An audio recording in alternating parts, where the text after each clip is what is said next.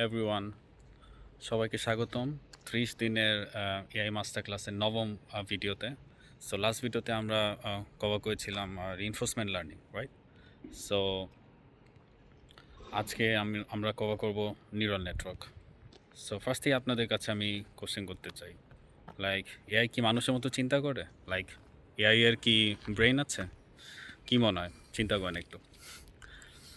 So কম্পিউটারের সেই digital ব্রেনকেই বলা হয় আসলে neural network. So it's inspired from the brain of human beings. So আজকে ভিডিওতে আমরা এই রহস্যময় ওয়ার্ল্ডটা এক্সপ্লোর করব।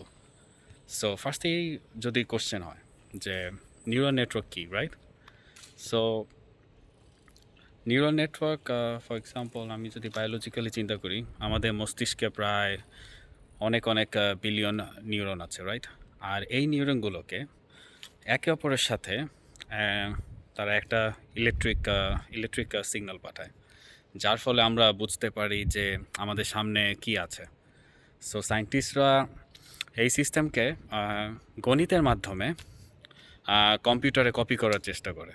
ওকে, সো তখন আসলে নতুন শুরু হয়, মানে অনেক আগে, চ্যাটজিপিটির অনেক আগে, আর্টিফিশিয়াল নিউরাল নেটওয়ার্ক, এএনএন। ওকে, সো এটি মূলত অনেকগুলো গাণিতিক ফাংশনের একটা নেটওয়ার্ক, যা ডেটা থেকে প্যাটার্ন খুঁজে বের করে। ওকে, ও এটাতে এক্সপার্টাইজ বেশি। সো আপনি যদি চিন্তা করেন, ধরেন আমি তো এখানে কোনো ছবি অ্যাড করতেছি না, বাট আপনার সার্চ দিলে পারবেন। একবার আপনার সার্চ দিয়ে দেখতে পান নিউরাল নেটওয়ার্ক, দেখবেন যে ওইখানে আপনার লেয়ার থাকবে 1 2 3।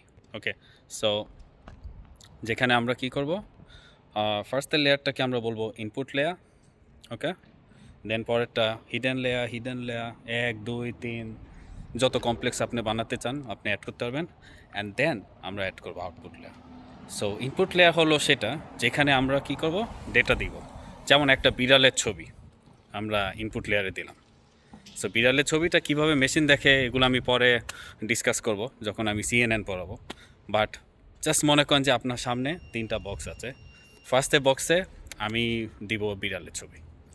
সো এমন ফর্মেটই দিব যেন মেশিন সেটা নিতে পারে ডেটাটা। এখন আপনি চিন্তা করেন হিডেন লেয়ারে কী হবে। হিডেন লেয়ারে একটা দারুণ কাজ হবে, যেটা আমরাও করি, আমরা আমাদের ব্রেন যেভাবে প্রসেস করে। সো হিডেন লেয়ারে ডেটাটা যখন এক স্তর থেকে আরেক স্তরে যাবে, এআই তখন কী করবে, ছোট ছোট ক্যারেক্টারিস্টিক্স শুরু করবে, যেমন বিড়ালের কান। ওকে, দেন চোখ বা লোম, এভাবে যত ক্যারেক্টারিস্টিক্স আছে সেটা হিডেন লেয়ারের পর তারা কী করবে, চিনতে শুরু করবে। ফার্স্ট লেয়ারে আমি কান চিনলাম, পরের লেয়ারে নাক চিনলাম, এভাবে আমি চিনতে থাকবো। অ্যান্ড দেন লাস্টে গিয়ে আমার যখন এই সবগুলো আমার চেনা শেষ, লাস্টের দিকে আমি কী করবো, এআই একটা সিদ্ধান্ত নেবে। ওকে, যে এটা আসলে কী ছিল। সো এই লেয়ারগুলো যত বেশি হবে, এআই তত সূক্ষ্মভাবে আপনার জিনিসগুলো চিন্তা করতে পারবে, কম্পিউটেশনও বাড়বে, বাট এটা অপটিমাইজেশনেরও অনেক টেকনিক আছে। সো বাস্তব জীবনে আমি যদি এক্সাম্পলের কথা চিন্তা করি, যে ফর এক্সাম্পল আমরা সবাই মোবাইল ইউজ করি, সবার মোবাইলে আমাদের ফেস আইডি আনলক করার অপশন আছে, রাইট? বা গুগল ট্রান্সলেটরের ক্লিপও আছে। সো আপনি যখন আপনার আইফোন বা অ্যান্ড্রয়েড ফোনটির ফেস আইডি দিয়ে ফর এক্সাম্পল আনলক করার ট্রাই করেন, তখন মুহূর্তের মধ্যেই দেখবেন আপনার চেহারার ডেটা হাজার নিউরাল লেয়ারের ভিতর দিয়ে চলে যায়। অ্যান্ড দেন এটা আপনার চোখের দূরত্ব, নাকের শেপ, এগুলো বিশ্লেষণ করে সে আর কি ভেরিফাই করে বা লাইক নিশ্চিত হয় যে এটাই আপনি। ওকে, আর শুধু তাই না, ফর এক্সাম্পল গুগল ট্রান্সলেট আমি যদি চিন্তা করি, যখন আপনি এক ভাষা থেকে অন্য ভাষায় ট্রান্সলেট করবেন, তখন এই নিউরাল নেটওয়ার্কই বাক্যের কনটেক্সটটা বোঝা ট্রাই করবে। ওকে, যদি এর কোনো গভীর কোনো অর্থ থেকে থাকে সেটাও বুঝতে সাহায্য করবে। সো সো এটা বর্তমানে এটা এত বুমিং কেন, রাইট? লাইক কেন এটা নিয়ে এত কথা হচ্ছে। সো আগে পর্বে আমরা যে সাধারণ মেশিন লার্নিং দেখেছি, সেগুলা অনেক সময় জটিল ডেটা হ্যান্ডেল করতে পারে না। কিন্তু এই নিউরাল নেটওয়ার্ক মানে এত পাওয়ারফুল যে মানে এটা লাইক ম্যাসিভ পরিমাণ আমার যদি আনস্ট্রাকচার ডেটা থাকে, let's say for image, audio, video is like collection of image, right? So এগুলা খুব সহজেই আপনার প্রসেস করতে হবে।